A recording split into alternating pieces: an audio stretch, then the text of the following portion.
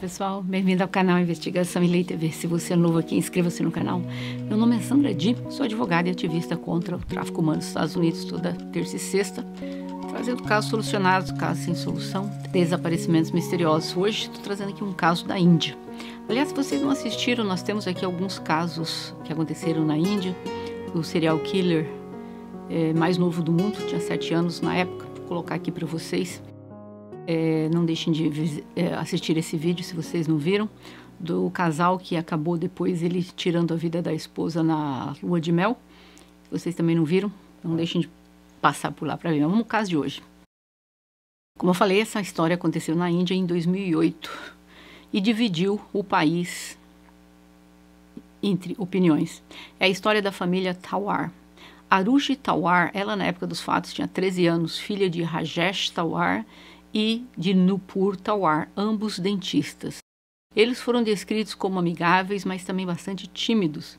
Após 5 anos de tratamento de fertilização, ela deu à luz à única filha, Arushi. A família adorava viver juntos, documentando tudo o que eles faziam. Ela, sendo filha única, tinha tudo o que queria. Arushi foi descrita como divertida, adorava brincar, ela tinha sonhos de ser famosa um dia. Todos dizem que queriam ser amigos dela. Ela sempre foi positiva e tinha uma natureza bem calma. Amava tirar fotos e tudo o que fazia, ela documentava ali as viagens entre famílias, tudo isso. Colagens para colocar nas paredes, ela fazia. Ela era apaixonada pela vida, tinha muitos amigos, bem garota popular na escola. O casal morava em um apartamento no 2º andar. Os Talwar tinham várias pessoas que trabalhavam na casa, que eu achei até estranho. Para um casal de dentista, achei esse um apartamento muito simplesinho. E não entendo para que tantas pessoas trabalhando dentro de 2 quartos, sala e cozinha. Os Talwar tinham essas pessoas que trabalhavam lá. Tinha um homem chamado Henraj Barjak, ele também morava no apartamento. Ele era do país vizinho, ele era casado, mas ele mandava sempre dinheiro para a esposa dele que morava no Nepal. Ele teve que mudar-se para a Índia para conseguir um trabalho e ele voltava para casa no Nepal algumas vezes por ano e ficava lá por um curto período de tempo e voltava a trabalhar para os Talwar. O apartamento da família era localizado em Javelhos, um amplo complexo que tinha muitos apartamentos. A casa deles tinha lá 3 quartos, uma sala de jantar e um outro quarto para o empregado Henraj, que morava lá, como eu falei antes. A entrada do apartamento tinham 3 portas e um portão de grade alto. O quarto do Henraj tinha 2 portas, uma porta aberta dentro do apartamento e a outra porta estava localizada entre as 2 portas no quarto principal. Enquanto Arushi dormia no quarto adjacente, por volta de 8 pés de distância do quarto dos pais, bem pertinho. O casal era bem sucedido e eles aparentemente tinham uma vida boa. O Rajesh chefiava o departamento odontológico do hospital a Fortis, enquanto também praticava em 2 clínicas, uma sozinho e outra que ele tinha um sócio. E ele também ensinava na faculdade de odontologia. Segundo o relato do casal, a mãe da Arushi a pegou na escola, eles voltaram para o apartamento, almoçaram em casa com a esposa do irmão do Rajesh e depois ela acabou indo para o turno dela no hospital, que começou às 4h30 da tarde e terminou às 7 da noite. Ela voltou para o apartamento às 7h30. O Rajesh terminou o seu dia na clínica às 8h30, antes que seu motorista, o Mashi Sharma, o levasse de volta para o apartamento às 9h30 da noite. O Mashi então foi estacionar o carro na casa dos pais do dentista, porque acho que não tinha vaga ali para eles. Cerca de 10 minutos. O Mashi voltou para devolver as chaves para o patrão dele. O casal e Arushi sentaram-se à mesa para jantar muito tarde da noite, quase às 11 horas da noite. E aí eles resolveram dar de presente uma câmera para a Arushi, um presente antecipado de aniversário. E ali eles, segundo falaram, tiraram algumas fotos juntas, umas selfies, e sendo essa a última tirada às 10h10 da noite. E depois disso se prepararam para ir deitar. Já passava ali das 11 horas da noite, o telefone fixo estava localizado no quarto do casal. E o Rajesh, depois das 11 horas da noite, atendeu uma chamada de telefone, o pai da Arushi, que veio dos Estados Unidos. a chamada telefônica. O Rajesh, então, pediu para a esposa dele ligar o roteador de internet que estava localizado no quarto da filha. E aí, a esposa entrou no quarto da filha para ligar a internet e ela disse que a sua filha estava lendo um livro. Quase meia-noite, eles foram deitar. Um garoto estava tentando contactar a Arushi. Às vezes eu falo o nome da Arushi ou Harushi, é a pronúncia que eles fazem lá. Muitos afirmaram que eles eram bons amigos, mas alguns diziam que eram namoradinhos. Mas Arushi não respondeu o telefonema dele, não atendeu. Por volta das 11 horas da noite, ele ligou novamente, nada, às 11h30, nada. Arushi, ela costumava ficar acordada até tarde conversando com os amigos. E então, ele enviou uma mensagem para ela às 12h30 da manhã já. Mas a mensagem nunca seria recebida no telefone dela, pois o telefone dela estava inativo desde as 9h10 da noite. Dia 28, às 6 da manhã, a empregada da família, Bharati Mandal, tocou a campainha. Quem abria sempre a porta para ela era o empregado, o Emja, mas ele não veio à porta. Ela tocou a campainha mais algumas vezes e depois disse que tentou empurrar a porta, mas disse que não abriu. Ela estava gritando lá, né, para abrir o portão. A mãe dela foi até a sacada e disse que o empregado Emja, ele deveria ter ido comprar leite e fechou de fora a porta e pediu para ela esperar um pouquinho mais que ele voltaria, mas a empregada estava ansiosa para entrar e começar logo o trabalho dela, porque ela queria começar logo e terminar logo. Então ela pediu para a mulher do dentista, a Nupur, que lhe desse as chaves.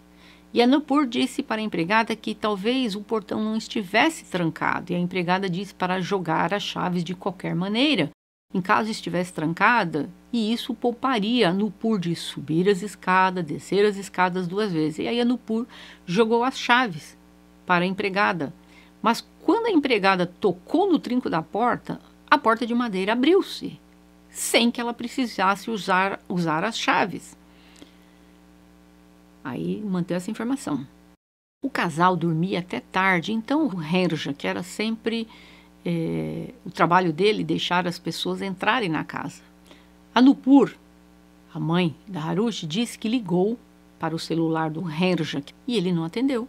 O Rajesh acordou e ele disse que foi para a sala de estar e viu uma garrafa de uísque quase vazia, coberta de sangue na mesa do jantar. Ele perguntou a Nupur, a esposa dele, para verificar o quarto da filha. O quarto da Harushi só poderia ser aberto por dentro ou por fora se a pessoa tivesse a chave. E a Nupur não lembrava se ela teria trancado à noite a porta do quarto da filha, porque ela trancava a porta do quarto da filha toda noite e tirava a chave.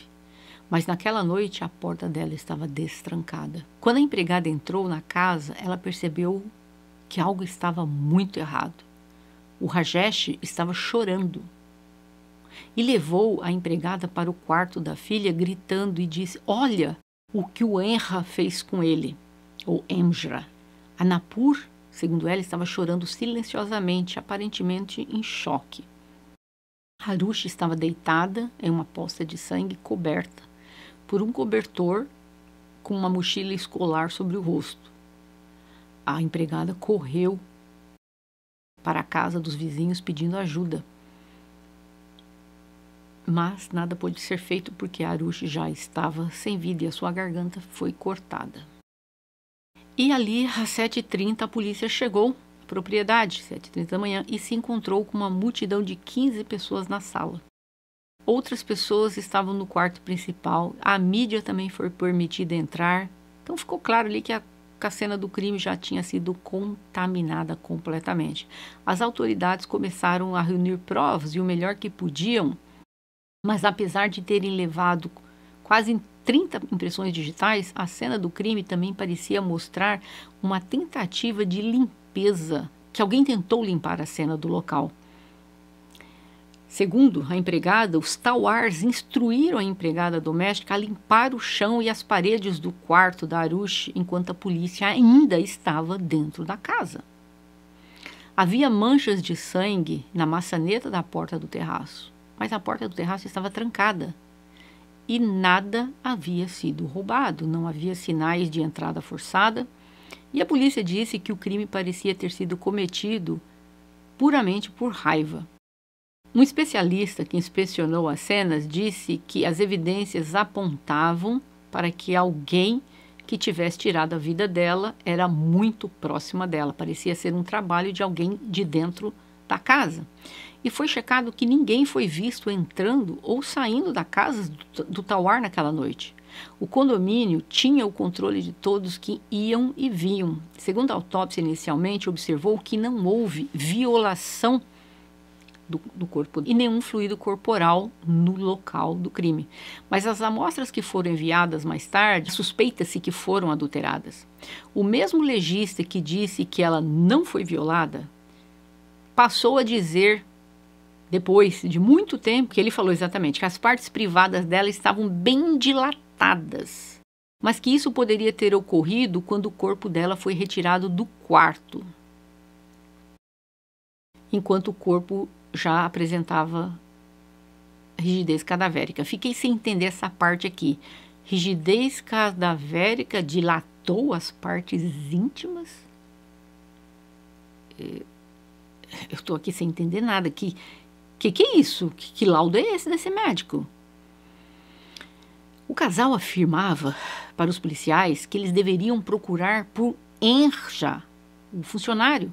A polícia perguntou ao casal como eles não ouviram nada a poucos metros do quarto da filha, mas eles disseram que eles não ouviram nada, que a porta estava fechada, o aparelho de ar-condicionado faz um barulho muito alto e deveria ter bloqueado qualquer ruído. Um teste de som foi até realizado posteriormente, recriando uma situação semelhante. O relatório afirmou que nenhum som realmente poderia ter sido ouvido do quarto por nenhum dos dois. A polícia realizou uma busca na propriedade para ter certeza de que o empregado não estava por ali escondido em qualquer lugar. Mas quando tentaram abrir a porta que os levaria para o terraço, o Rajesh os parou. Em vez disso, ele, segundo os policiais, ele ofereceu ali um dinheiro para eles saírem correndo para as ruas e encontrá-lo, acreditando que se ele não fosse achado a tempo, ele fugiria para o Nepal. Fontes dizem que a porta do terraço nunca foi checada naquela data, exatamente. O corpo dela foi cremado, muitos acusaram os Tawar de estarem com pressa para cremar a filha, mas o corpo estava se decompondo rápido e por rituais da religião deles, a forma é realmente a cremação. O vice-superintendente aposentado da polícia, que conhecia a família, ele chegou à casa para prestar sua homenagem, mas ele viu ali umas manchas de sangue na escada que dava para a sacada. Aí ele ligou para a equipe médica e perguntou por que a porta ainda estava trancada, acreditando que talvez a arma do crime estava ali escondida. Eles rapidamente chegaram a essa parte ali do prédio e perguntou por que ninguém entrou nesta área até agora. Aí os policiais disseram, porque ninguém sabe onde que estão as chaves. Aí o ex-chefe da polícia disse, mas é só quebrar. Ele quebrou. E eis que ali ia achar o quê?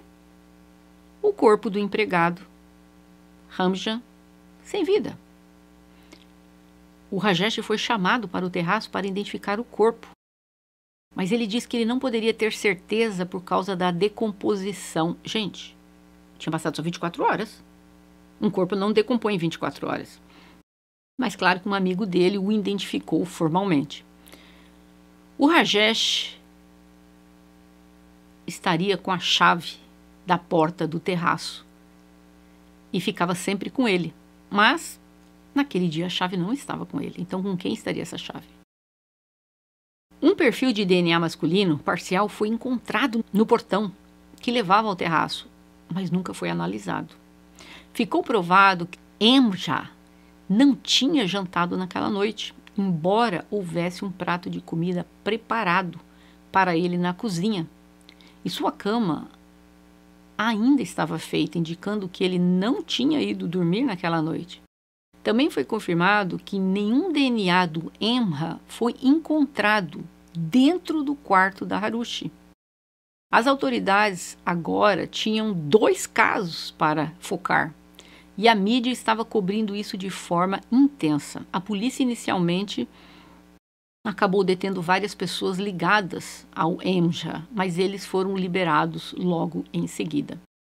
Uma assistente social disse que o empregado, o Emrah, disse que quando ele estava, não sei como que ele chegou a essa assistente social no passado, mas ele disse para ela que estava com medo que fizessem algo contra ele ou contra a família dele. Mantenho essa segunda informação.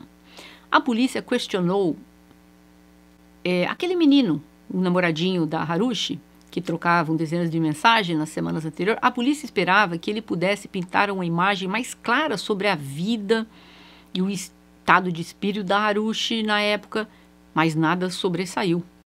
Mas ele disse que a Harushi contou para ele que ela sempre teve uma relação de confiança com seus pais. E ela sentiu nas últimas 2 semanas que havia algo mudado por algum motivo, mas ela não sabia por quê. O casal, eles tinham esse armário ali com bebidas na casa que ficava bem escondido, ficava através de um painel de madeira. A garrafa de uísque que tinha sido encontrada na mesa continha ali o sangue do Emrah e da Harushi, da menina e do empregado.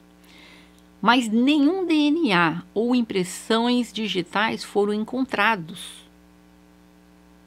Isso parecia indicar à polícia que quem tinha levado a garrafa tinha que conhecer a propriedade bem o suficiente para saber que aquela garrafa ficava escondida através de um painel. Quem entrasse na casa não via essa bebida, ficava escondida. Então, eles descartaram um intruso, porque a polícia não conseguia coletar nenhuma amostra adequada também. Perícia e a polícia acreditam que a Harushi e o Emrah perderam a vida em algum momento entre a meia-noite e a 1 da manhã. Ambos foram atingidos com o mesmo objeto contundente. Estima-se que 90% das provas foram destruídas ou contaminadas durante a investigação. A nova câmera fotográfica da Harushi tinha 5 fotos nela, numeradas 13, 15, 20 e 22. E isso indica que pelo menos 23 fotos foram tiradas e 18 foram deletadas. De quem seriam essas fotos e por que elas foram deletadas? O sangue da Harushi foi encontrado nas roupas do pai, mas isso explica-se também porque ele esteve no quarto da filha quando a filha estava sem vida. Fontes disseram que o sangue do empregado do Emrah não foi encontrado nas roupas da Harushi, ou vice-versa. Os registros telefônicos mostraram que entre as 3 e 6 da tarde do dia 16 de maio, enquanto o relatório da autópsia da Harushi estava sendo escrito, várias ligações telefônicas estavam sendo trocadas entre o Rajesh, pai dela, e seu irmão.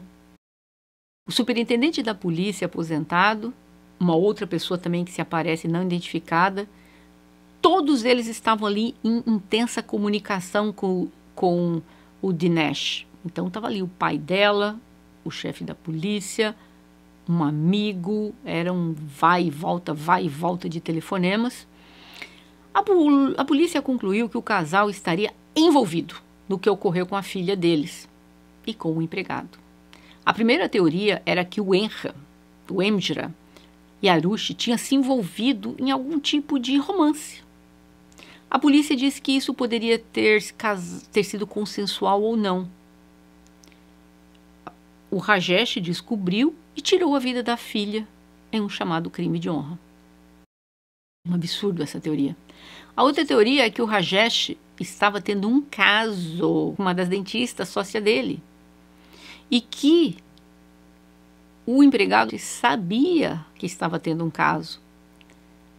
E ele era muito chegado com a filha dele, o Emrah, com a filha do dentista. Aí dizem que talvez o Emrah contou para a filha do Rajesh e ela foi confrontar o pai. E o pai refutou as alegações, obviamente, dizendo que nada disso era verdade. Eu vou ser bem honesta, eu não acredito que aquela menina de 13 anos estava tendo um caso com um homem casado, funcionário da casa deles. Existe, a gente sabe, na Índia, muito dominante as castas sociais. ela vista como uma menina de classe alta e ele visto como uma pessoa de casta bem baixa. Ela jamais estaria envolvida nesse tipo de coisa. Aí a polícia deu uma conferência de imprensa onde o inspetor-geral da polícia chegou a dizer que uma das teorias é que a Arushi estava junto com o Embja. Depois de encontrá-los juntos, o pai tirou a vida de ambos. Gente, isso não prova absolutamente nada. Como eu falei, eu repito, eu não acredito em absolutamente nada disso. E também algo que havia passado dentro da casa. O empregado havia dito para a esposa dele lá no Nepal que a vida dele estava em perigo, porque os Tawars disseram para ele que se vazasse qualquer segredo da família, ele acabaria com ele. Isso é a esposa do Hemja dizendo lá no Nepal. Assistente social dizendo que o Hemja tinha medo, mas ele nunca disse para ela medo de quem. Aí já acho que outra opinião que dividiu muito o público, as pessoas começaram a se voltar contra o Rajesh Tawar. O hospital o demitiu. Ficou confirmado que os Tawars pediram para não constar na autópsia que a filha havia sido violada. Não sei se por questões culturais, morais, mas o chefe da polícia disse que eles não atenderam a esse pedido.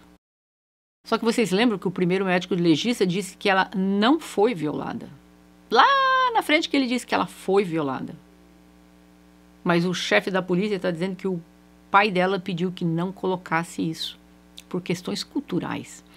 O motorista dos Tawar, ele disse que 3 meses antes, ele limpou o carro dos Tawars. E dentro do carro tinha 2 tacos de golfe. Lembrando que um dos objetos usado para atingir a cabeça dos 2 foi um taco de golfe. E esse taco de golfe não foi mais encontrado. Quem desapareceu com ele? A polícia inicialmente acreditou na inocência dos pais, depois começou a dizer que eram os pais, mas a polícia ainda precisava ter provas suficientes para prendê-los. Mas aí nesse inteirinho a polícia falou, peraí, tem 3 suspeitos aqui, vamos investigá-los antes? Um seria uma pessoa chamada Krishna, e 2 outros seriam Rajesh Kumar e Vijay Mandal. Todos eles estavam sendo investigados. No dia 13, começou-se uma busca no apartamento do Krishna. Os 3 homens foram submetidos, o que é conhecido na Índia como narcoteste. Eu nem sabia que isso ainda hoje existe na face da Terra. Que envolve a injeção referida de um soro, que eles dizem o soro da verdade. Isso induz a pessoa a um estado hipnótico, ou seja, a pessoa fica sedada. Enquanto um teste avalia, começa a fazer perguntas para a pessoa para saber se a pessoa está dizendo a verdade ou a mentira. Mas isso não é aceito no tribunal de lá. Não sei nem para que usam, né? Só que aí começa a bagunça. O Krishna e o Vijay deram contas variadas. Muitas vezes anunciando, mudando as declarações deles. Várias vezes durante o teste. O Krishna disse vagamente de pessoas que estavam naquele momento. Aí depois ele mudava. Não tinha ninguém lá. Ou seja, um teste que não vale de nada. Outro teste que foi o polígrafo, que segundo eles também não passaram. Mas começou ali uma bagunça, porque aí a polícia falou, gente, esse teste de narco está um fiasco. Um diz, fui eu que fiz, aquele não participou. O outro diz, não, nós 3 fizemos. O outro diz, não, nenhum participou. Aí depois... Quer dizer, que raio de teste é esse? Esse teste não pode ser o soro da verdade, porque cada um diz uma história diferente. Aí, eis que um homem, ele disse à irmã dele, que esse homem tem uma empregada que também trabalhava na casa do casal. Gente, eu não entendo, é um apartamento tão pequeno, 3 sala e cozinha. Esse casal tinha tanta gente trabalhando dentro daquela casa. Era motorista, era cozinheiro, era empregada, era isso. Tinham 5 funcionários dentro de uma casa dessa. Estou sem entender até agora. Aí, uma funcionária, ela trabalhava dentro do prédio, ela não era funcionária do casal, tá?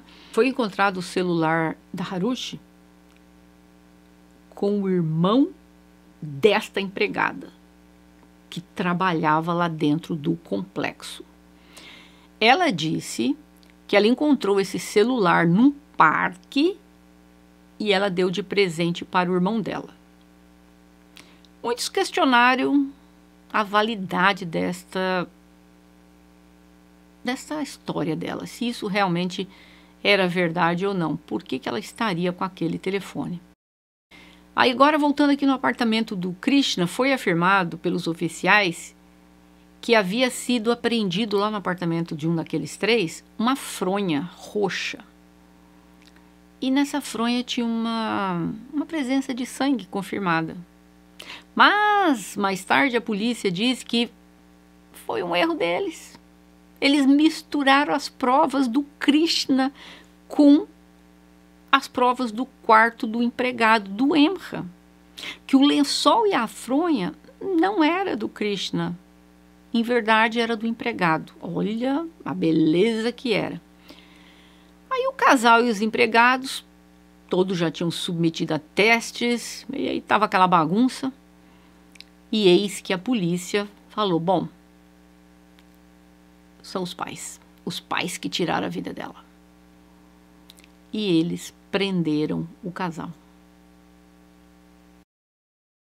O pai dela ficou preso primeiramente 50 dias, depois ele recebeu uma fiança. Ele afirmou que enquanto esteve na prisão foi confrontado com ameaças da polícia, tentando forçá-lo a assinar uma confissão. A perícia disse que o objeto cortante usado era possivelmente uma lâmina cirúrgica do dentista.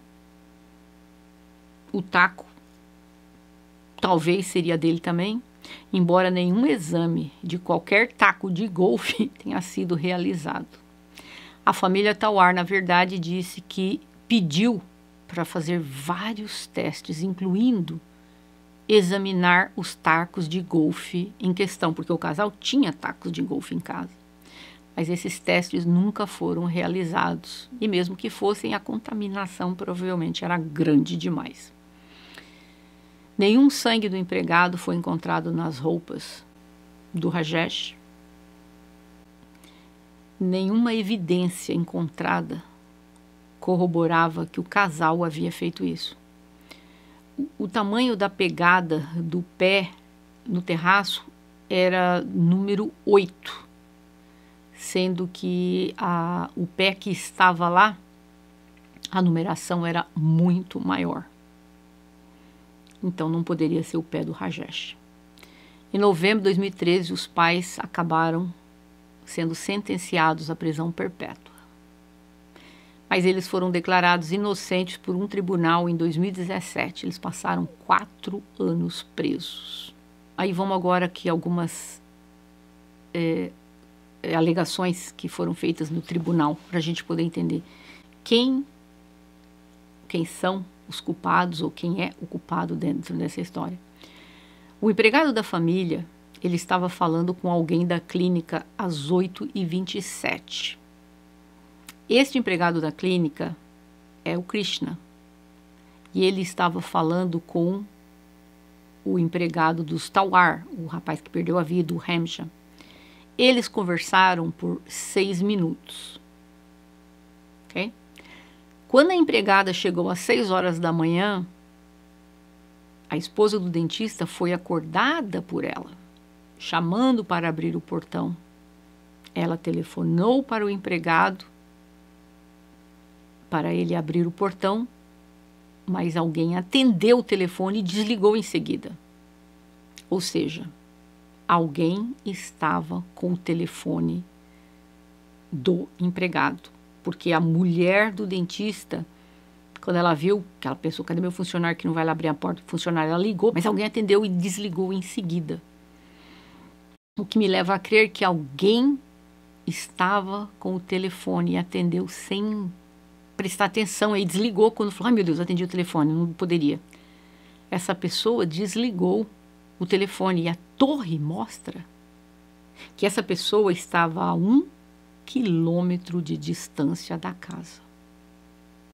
Então, o telefone não estava dentro do apartamento.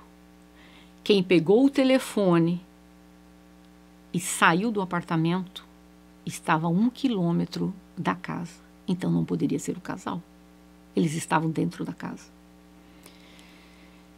Eu contei o caso na sequência que a polícia contou. Eles assassinaram o caráter do casal, da Arushi, inventaram uma amante para o pai da Arushi, pintaram a Arushi que ela tinha um caso com um homem que era mais velho que o pai dela, disseram que o pai pegou ela na cama com outro, com o homem, tirou a vida dos dois num crime de honra. Mas quando a imprensa, quando a população caiu matando porque estão difamando o caráter da menina, o promotor mudou, dizendo o empregado estava fazendo algo contra a vontade da Arushi. O pai dela viu, foi lá e pegou o bastão para dar uma bastonada na cabeça dele e errou e pegou na cabeça da filha. Aí a filha perdeu a vida. Aí ele encenou tudo aquilo. Olha a falta de profissionalismo, como a polícia e promotor trabalham lá. Muitos acreditam que esses 3 homens têm algo a ver com o que ocorreu com o empregado e com a Arushi. Ficou provado que o empregado, Emja, ele recebeu um telefonema da clínica dos Tauars, da outra cidade de Noida, porque o casal tinha 2 clínicas. O primeiro telefonema durou 10 minutos e foi às 4h58 da tarde. Depois outro telefonema às 5h37 da tarde, que durou 2 minutos. Acontece que o Rajesh estava trabalhando na outra clínica dele. Não poderia ser o empregado conversando com o patrão, que era o que a polícia também estava tentando ver. Vai que o empregado está chantageando ele e tal. Ele estava na outra clínica dele. Então, o Ramjas, ele estava conversando com alguém que trabalha dentro da clínica do dentista. Os recordes do celular colocava que a esposa também não estava naquele local. A única pessoa que estava na clínica naquele dia conversando com o empregado só poderia ser o Krishna. Um dos 3, lembra? A teoria da polícia que ele estava no quarto da Arushi foi flagrado, foi atacado pelo pai dela, que tirou a vida dele.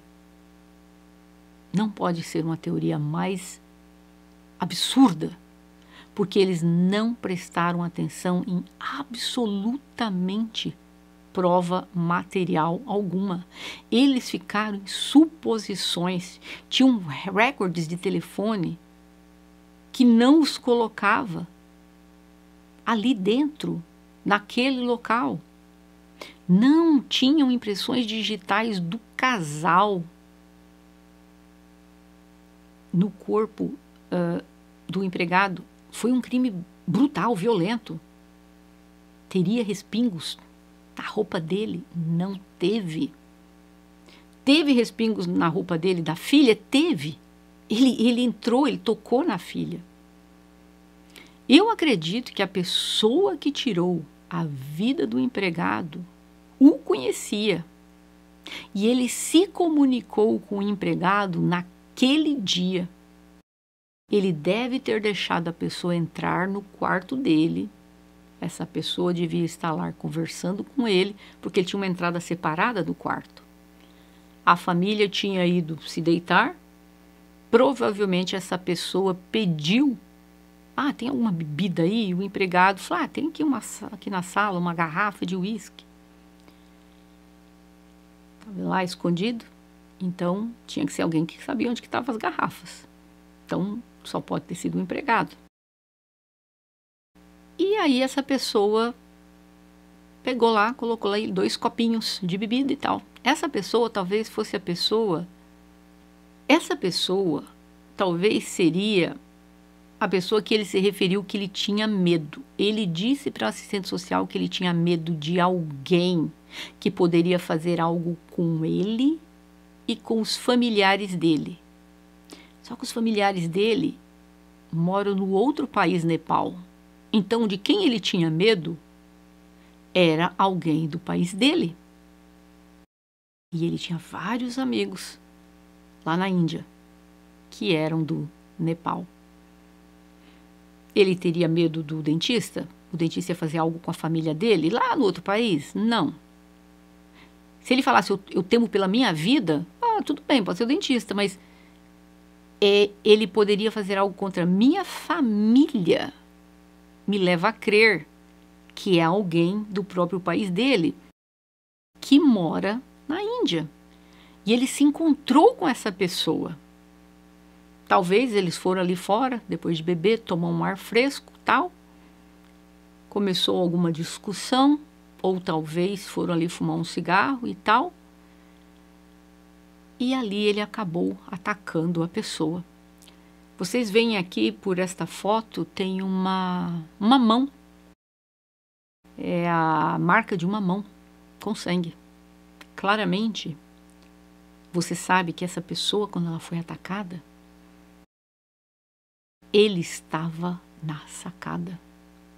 A polícia disse que ele foi atacado dentro do quarto e foi carregado lá para fora pelos Tawar. Mas peraí, como é que ele foi carregado lá fora para a sacada para os Tawar se a mão dele está aqui nesta foto?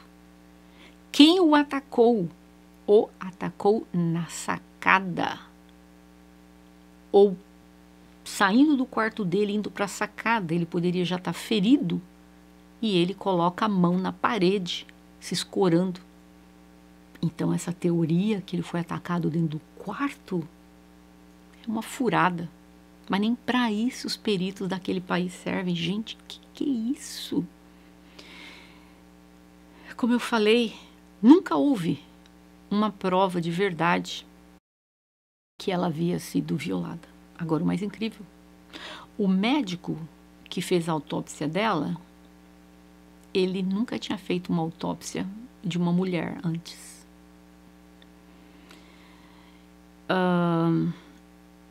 Talvez ele foi pressionado pela polícia, nós sabemos que países dinheiro fala, sim. Ele diz primeiro que não houve violação, mas lá na frente ele mudou, houve violação.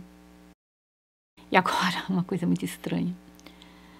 Eles levaram no julgamento um ginecologista, porque esse médico que fez a autópsia, ele disse assim, a frase dele: